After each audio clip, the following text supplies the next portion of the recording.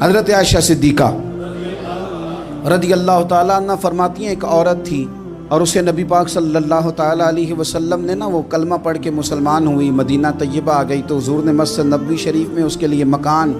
ایک سادہ سا کمرہ ساتھ مسجد کے بنوا دیا، وہیں رہنے لگی۔ اکثر وہ سیدہ طیبہ کے پاس آتی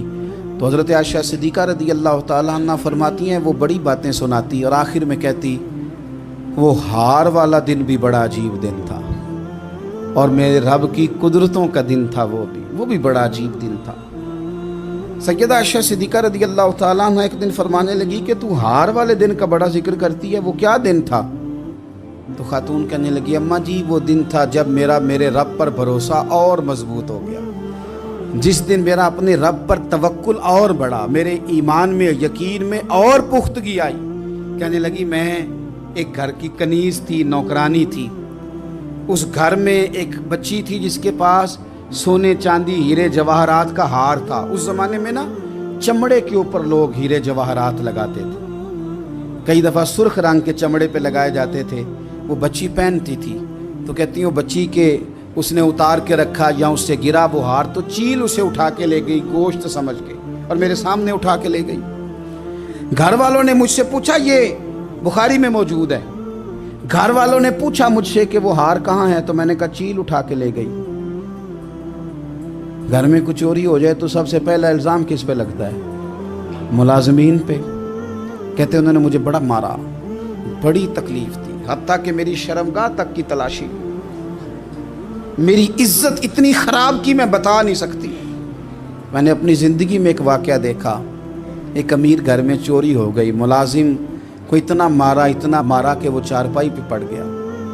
پولیس والوں سے اتنی مار پروائی گئی کہ وہ بیچارہ چارپائی پہ پڑ گیا اور پھر وہ اتنا بیمار ہوا اور کچھ دنوں کے بعد پتہ چل گیا کہ چور تو اپنا بیٹا ہے ان کا، پھر اس کا انتقال ہو گیا۔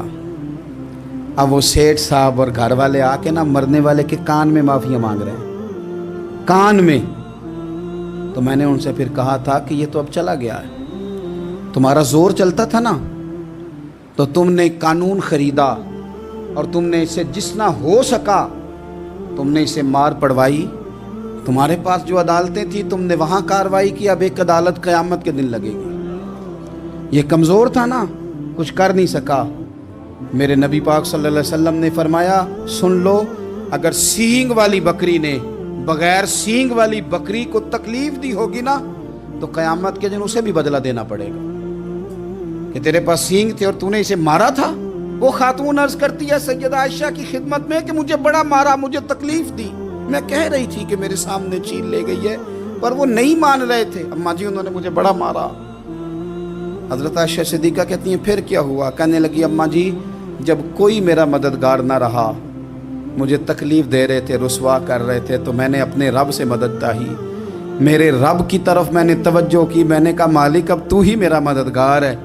کہتی ہے وہ مجھے مار رہے تھے تو وہ چیل جو ہار لے گئی تھی وہی لے کے واپس آ گئی اور ہمارے سروں کے قریب لا کے اس نے جب اس ہار کو پھینکا وہ مجھے چھوڑ کے سائیڈ پہ ہوئے، وہ میری بے گناہی جان گئے،